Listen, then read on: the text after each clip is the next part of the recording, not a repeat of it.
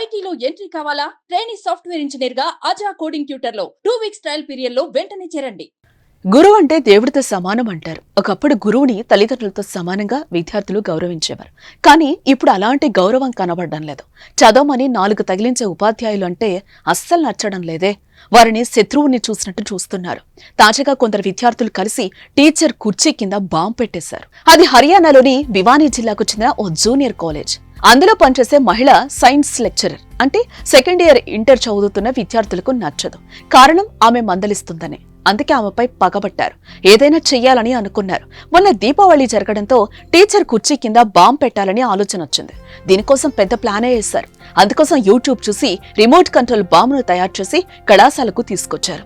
ఆ మేడం కుర్చీలో కూర్చోగానే ఓ విద్యార్థి బాంబును కుర్చీ కింద పెట్టాడు.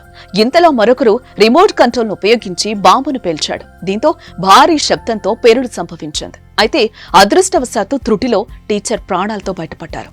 విద్యార్థులు చేసిన పనిపై కాలేజ్ యాజమాన్యం హర్యానా విద్యాశాఖ ఆగ్రహం వ్యక్తం చేసింది. బాంబు పేల్చడంలో పాల్పంచుకున్న 13 మంది విద్యార్థులను వారం రోజుల పాటు సస్పెండ్ చేసింది. ఘటనపై గ్రామంలో కూడా పంచాయతీ పెట్టి వారిని మందలించారు.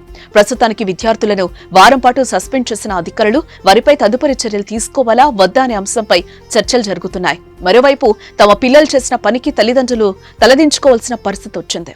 జరిగిన పనికి క్షమాపణ చెప్పి తమ పిల్లల భవిష్యత్తులో ఇలాంటి పనులు చెయ్యరని పూచీకత్తు రాశారు.